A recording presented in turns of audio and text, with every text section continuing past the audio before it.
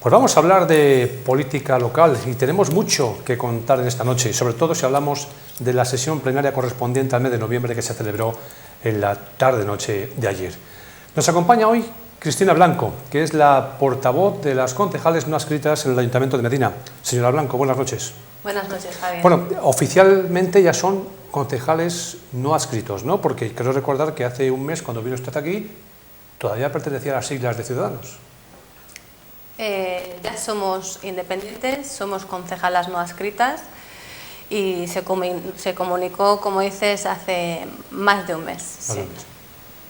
Bueno, vamos a, antes de entrar a la polémica del Pleno con el portavoz socialista y el alcalde que le expulsó del Pleno, me hace gracia, ¿no?, pensar que le expulsó de un Pleno telemático, es decir, está uno en su casa y otro en la suya y le expulsa, ¿no? Llama la atención, porque a mí, cuando estamos acostumbrados a verlo justamente, pues cuando estás en el salón de plenos, que te expulsan, te mandan salir, pero estando los dos en su casa... En la sala telemática del Pleno, sí. Me llama la atención, ¿no? Bueno, ¿qué ha pasado con su formación política? Que presentaba 2 mociones y solamente han admitido una. Y ustedes, según me comentaba usted, fueron las primeras en presentar precisamente la moción.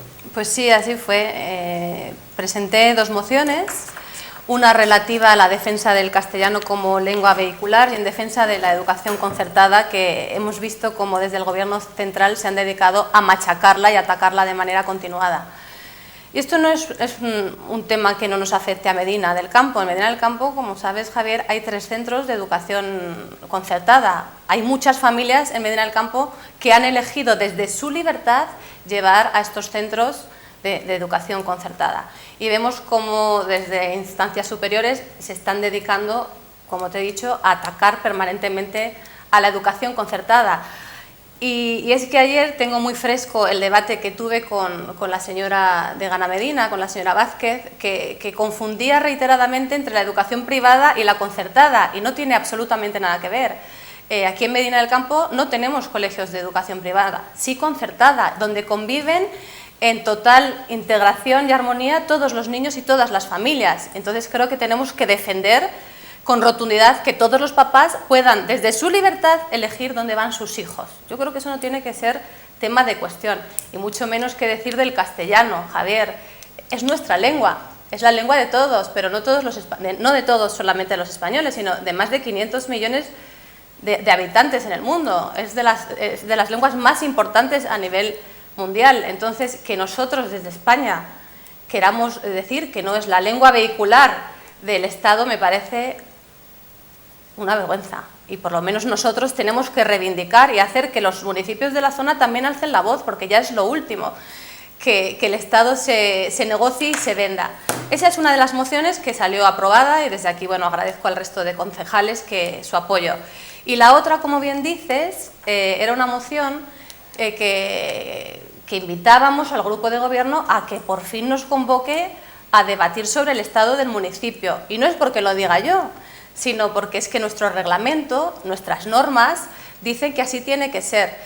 En el Reglamento Orgánico Municipal, en el ROM, en su artículo 72, está fijado que en el mes de abril se haga un debate para ver cómo está yendo nuestro municipio, para que rindan cuentas. Y bueno, como estábamos en plena pandemia, nos propusieron posponerlo.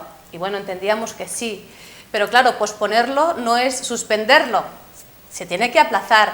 Y esa era mi moción. Oye, señores del equipo de gobierno, que estamos prácticamente terminando el año y ustedes no han hecho ese debate, que no es porque yo quiera hacerlo, es que nuestro reglamento así lo indica.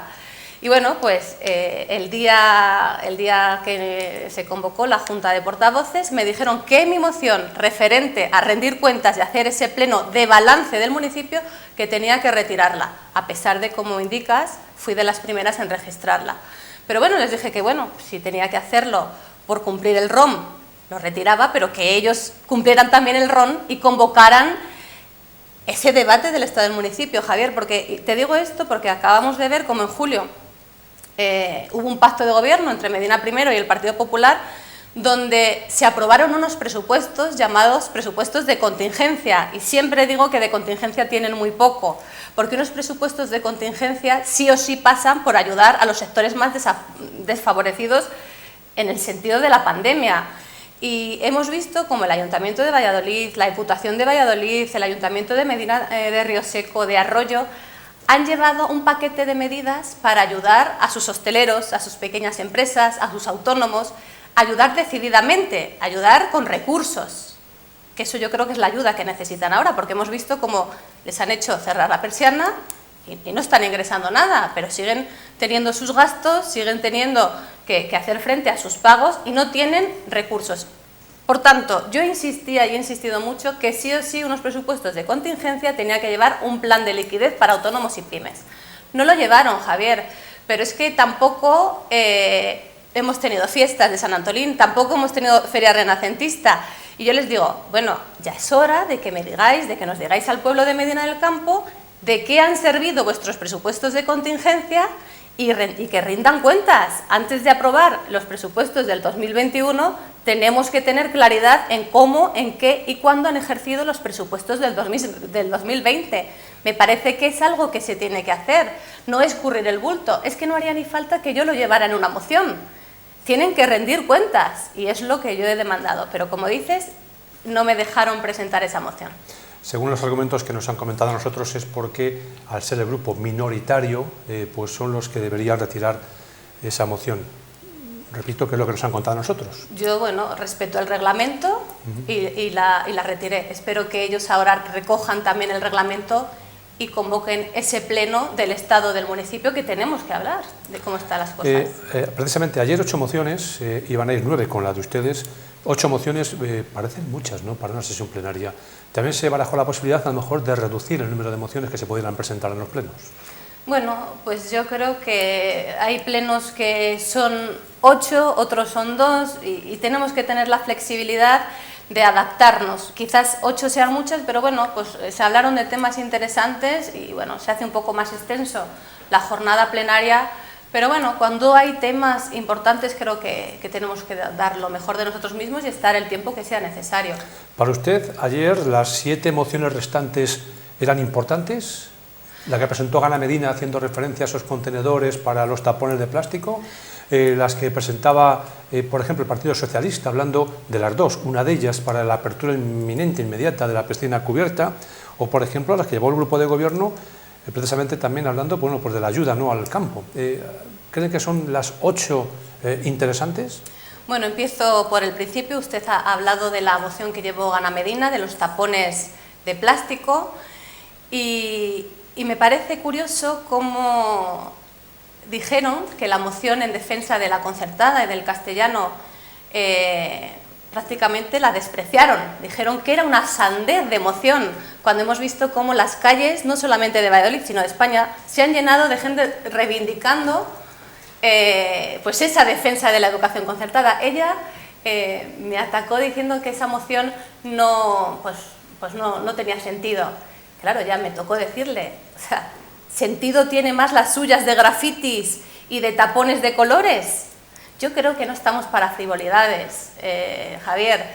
Claro que son temas que se pueden hablar, pero es que ahora mismo tenemos una pandemia no solamente sanitaria, sino económica, y yo creo que los temas que nos deben de ocupar y preocupar tienen que ir en ese sentido. Entonces, hablar de tapones de colores y de temas banales, frívolos, en estos momentos yo no creo que sea lo más indicado. Por otro lado, las mociones que al final no pudieron presentar el Partido Socialista relativas al screening de mama, me parece que es una lástima que no hayan podido defenderla, porque no podemos desmantelar los servicios públicos en Medina del Campo, y estamos viendo ya cómo empezamos por la guardería, la piscina cubierta cerrada, y ahora lo que nos faltaba es desmantelar nuestro hospital comarcal. Me va a permitir un pequeño matiz. Yo he dicho que si a usted le parecen relevantes las otras mociones, y precisamente de esa moción no he dicho nada. He dicho de las 2 que presentaban los socialistas, la otra moción que hace referencia a la piscina cubierta. Pero al tema bueno, pues las mamografías no he dicho nada, porque me parece muy interesante. Sí, bueno, pero muy relevante. Claro, sí. Te agradezco esa puntualización, pero sí que es importante también recordar pues lo que se estaba defendiendo, porque ellos no pudieron hacerlo. Entonces, aunque no se haya debatido, sí que creo que el alcalde debería de gestionarlo, como en su día lo hizo la señora López, que se plantó y dijo: Medina del Campo tiene que prestar este servicio de screening de mama, porque encima ahora Las mujeres, yo creo que lo que no conviene es que se vayan y se estén trasladando a otros hospitales cuando el servicio ya se prestaba en Medina del Campo, así que tenemos que recuperarlo. Una lástima que ayer pues, no tuvieron la oportunidad de defenderlo, pero desde aquí lo reclamo. En cuanto a la piscina cubierta, Javier, yo ayer les decía al equipo de gobierno que la piscina cubierta, mal o bien, ha funcionado 25 años. Mal o bien, porque sí que es verdad que le hacía falta inversión, pero de repente llegan ellos y se cierra. 7 meses llevamos sin piscina cubierta. Y ahora lo que nos dicen es que para abrir la piscina cubierta se tiene que pagar 700.000 euros. A mí 700.000 euros me parece una cantidad bastante importante como para que no se tomen la molestia y nos digan en qué va a consistir el proyecto. Porque parece prácticamente que nos dicen, si no metemos 700.000 euros, es casi más de medio millón de pesetas, o sea, es 100 millones de pesetas. Si no metemos ese dinero, no tenemos piscina cubierta. Oye, pero si es que hasta hace nada, mal o bien hemos tenido. Entonces yo les dije que si va a ser Gabarrón el encargado de hacer esa reestructuración, que nos explicaran con claridad y con transparencia esa inversión en qué consiste. Yo quiero tener piscina cubierta, creo que todos queremos tener piscina cubierta, pero no a precio de oro. Que nos lo expliquen en qué va a consistir y creo que es lo mejor, porque es mucho dinero, Javier, es mucho dinero. Entonces, bueno, pues eso es lo relativo a la piscina cubierta. ¿Las 4 que presentó el grupo de gobierno? El grupo de gobierno, yo las apoyé todas. Una estaba relacionada con la falta de sanitarios en Medina del Campo, es lo mismo. O sea, estamos en una pandemia de lleno en la segunda ola del COVID-19 y vemos como los médicos, los sanitarios están yendo de Medina del Campo y no vemos visos de que sean sustituidos con celeridad y en la mayor brevedad posible. Entonces, toda mi solidaridad a los sanitarios, a las enfermeras, a los celadores, a los servicios de limpieza, porque creo que ellos están dando lo mejor de ellos mismos y tienen que tener un ambiente y unas condiciones óptimas para afrontar esta situación. Y es una lástima que nos estemos quedando sin médicos, Javier. Tienen que reponerlo pues, en la mayor brevedad posible. Bueno, hablamos de lo que pasó ayer en el Pleno, que parece que todas las mociones que se han aprobado, o los remanentes de esos 2 millones de remanentes también que se aprobaron, quedan en segundo plano por la expulsión del portavoz socialista. Usted, que estaba viviendo el Pleno precisamente en directo, ¿qué fue lo que pasó exactamente? Porque conocemos las 2 versiones, pero sí usted, que es neutral, ¿qué fue lo que pasó? Fue muy desagradable, Javier. La verdad que fue una situación muy incómoda para todos. Vamos a poner un poco en antecedentes qué es lo que estábamos debatiendo. Medina del Campo va a encabezar y va pues, a liderar la Mancomunidad de Interés General, la conocida como MIG, Medina del Campo y su comarca. Aquí el alcalde, sin consensuar ni preguntar a nadie, se postula como presidente de esa mancomunidad, porque Medina del Campo es quien propone al presidente. Y bueno, tuvimos un pleno hace unos días donde él, sin previo aviso, se postula. Y claro, dice el Grupo Socialista, oye, esta decisión tiene que tomarse por pleno, vamos a consensuarlo y vamos a hablarlo. Y plantean un candidato alternativo. Entonces empezamos a hablar. Yo sí que te digo, Javier, que he sido testigo de los desaires de nuestro alcalde en las distintas mancomunidades. Hemos tenido plenos en la mancomunidad de Tierras de Medina, en la mancomunidad de La Daja, donde el alcalde se ha comportado muy mal educado y muy soberbio con otros concejales y alcaldes de la comarca. Y esa es la realidad. Ha habido un montón, se ha conflictuado con un montón de alcaldes en un montón de momentos. Y creo que no estamos para eso. Medina del Campo tiene que tejer sinergias con la zona. Creo en Medina del Campo y su comarca, pero lo que tiene que pasar sí o sí es por un buen trato.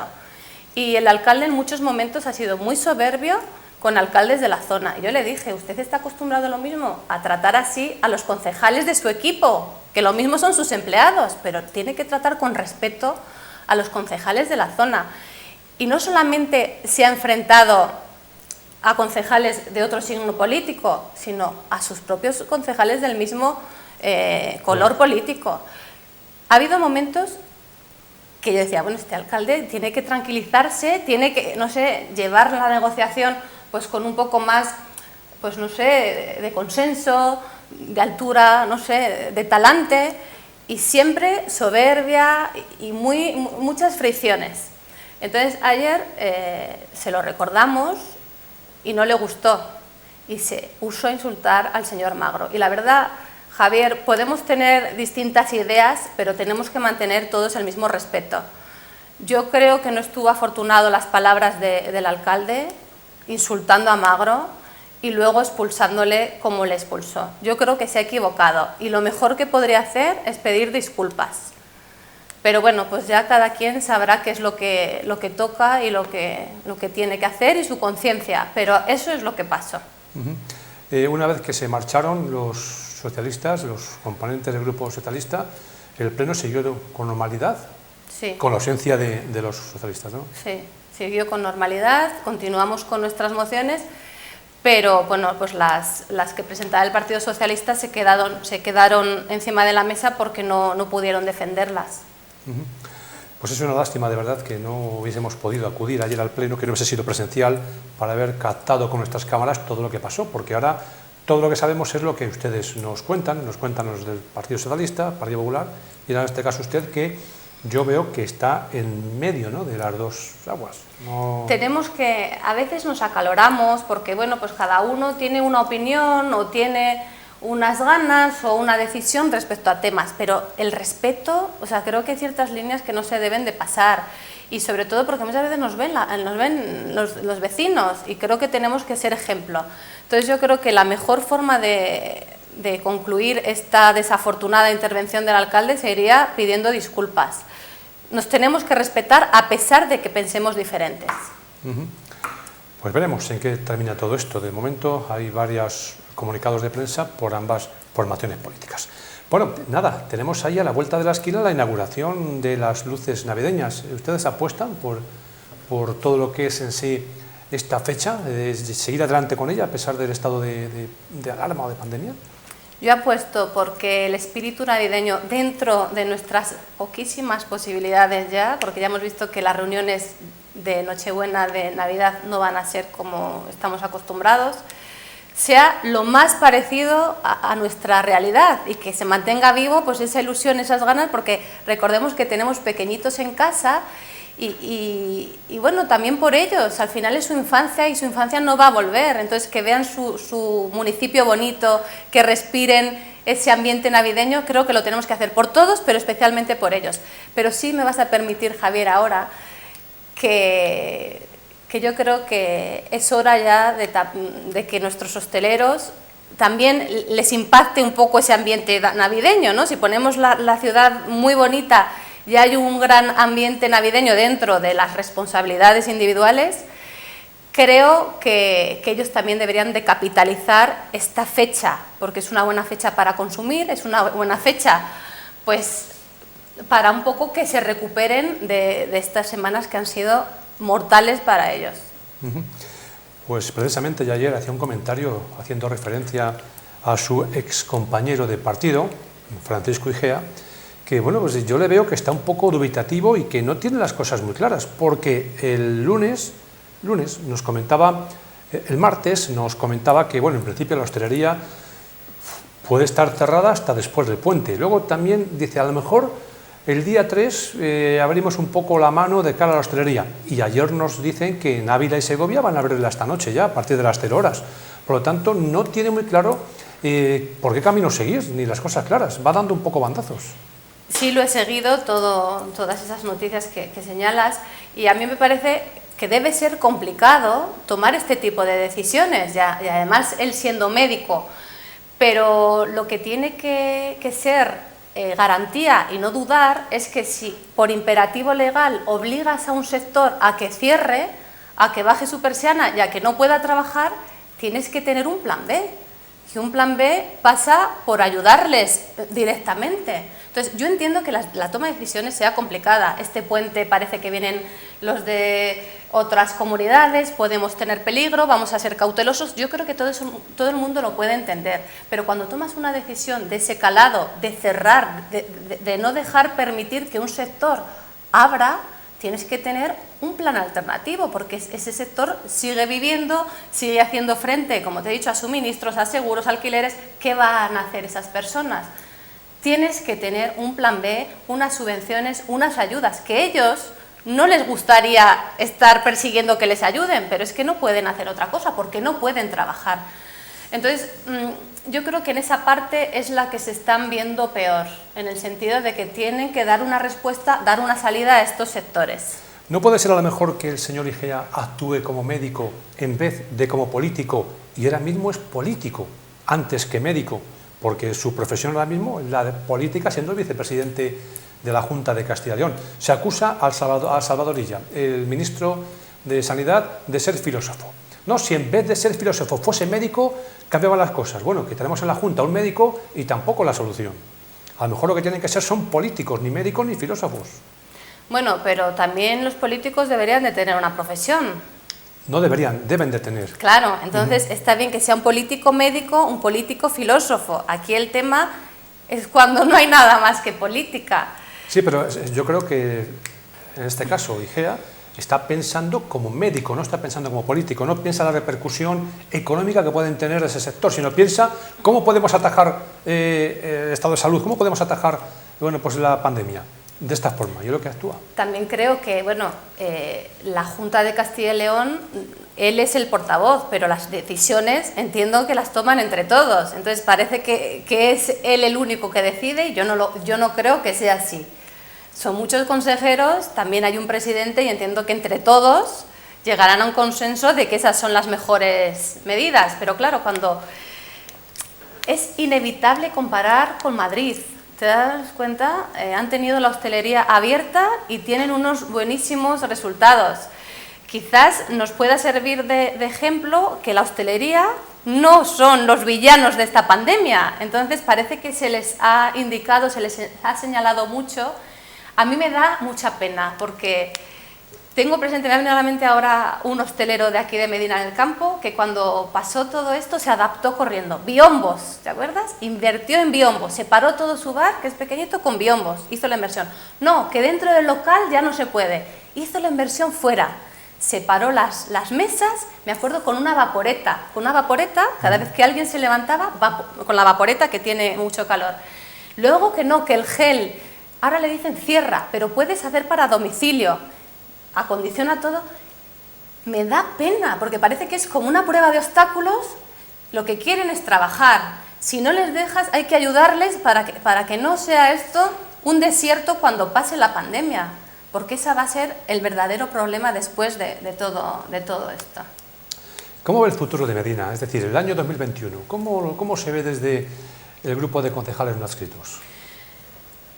Yo cuando entré en política veía la situación, era ambiciosa en el sentido de que tenemos que motivar a las empresas a que exporten, tenemos que hacer sinergias con el mundo del vino. Tenía muchas ideas, muchos proyectos que desafortunadamente ahora con la pandemia se pueden seguir luchando, pero creo que ahora hay que priorizar. Hablábamos de los tapones de colores, pues es que ya no hay tiempo para discutir todo ese tipo de cosas. Ahora hay que hablar de lo que verdaderamente importa y para mí son dos ejes fundamentales. El primero, revitalizar económicamente la villa. Somos un municipio donde abunda el sector servicios y, por desgracia, esta pandemia es a los que más ha afectado. Tenemos que hacer un plan de liquidez para los nuestros y, Javier, podemos hacerlo. Tenemos 17 millones de presupuesto más 4 de remanentes. O sea, Medina del Campo no tiene un super presupuesto, pero podemos en estos momentos dirigir lo que podamos para nuestros sectores productivos. Tenemos que salvar nuestra economía, porque no solamente son los empresarios, los autónomos, es que ellos generan empleo, es que ahí hay trabajadores que están perdiendo empleo y familias que están perdiendo ingresos. Y por otro lado, reforzar los servicios sociales. Porque es lo mismo, la gente que pierde su empleo, pues va a necesitar ser atendida y esta frase que se dice mucho, que nadie se quede atrás, pues es lo que tenemos que intentar, que ningún medinense se quede atrás por esta pandemia. Pues si hablamos del sector de la hostelería, yo estoy convencido que alguno no va a poder levantar la persiana. Después de todo esto que está pasando, cuando llegue el día 1 de enero seguramente no va a poder, porque es un año complicado. Primero, los meses que ha estado cerrado. Después, no han trabajado al 100%, no porque no lo han querido, sino muchos clientes a lo mejor han tenido miedo y tampoco han acudido a la hostelería. Y ahora otro cierre. En épocas les han quitado las fiestas de San Antolín, que es una época que muchos hosteleros posiblemente hacen casi el año, con la Semana Renacentista, la Semana Santa. Entonces están de verdad algunos asfixiados. Y lo peor de todo es que no queda demostrado que sean un foco de contagio. Yo sería la primera, Javier, que te diría, oye, se han detectado, los datos indican que en este sitio hay muchísimos contagios. Bueno, pues sopesas y dices, pues sí, es una decisión dura, pero es que en este caso no, lo estaban haciendo bien las cosas. Yo creo que se les ha criminalizado demasiado. Entonces, pues sí, es una pena que al final no continúen medinenses emprendedores con sus negocios. Y aquí la pregunta será, y yo se la haré al alcalde, ¿usted se ha hecho todo lo posible por salvar esos negocios? Para mí no, porque no ha hecho un fondo de liquidez o un plan de ayudas contundentes como lo han hecho la Diputación de Valladolid. Por ejemplo, a todos los autónomos y empresarios de la provincia les ha dado una subvención, el Ayuntamiento de Valladolid también, Arroyo también, Vega del Vega también, Medina de Río Seco, o sea, no solamente son municipios grandes, sino también pequeños, unos son del PP, otros son del PSOE, otros son independientes, todos han entendido que tenían que poner los recursos municipales a favor de los más desfavorecidos, y en este caso no ha sido así, Javier. Por eso es importante que antes de que hablemos de los presupuestos 2021, rindan cuentas de qué han supuesto y qué resultados han dado los presupuestos llamados de contingencia. Tienen que defenderlos, porque estamos a punto ya de terminar el año y no vemos resultados. Hace menos de una semana aquí nos visitaba el concejal de Hacienda y nos comentaba que ya tiene preparado ese borrador para aprobar los presupuestos este mes que viene o principio del mes de enero.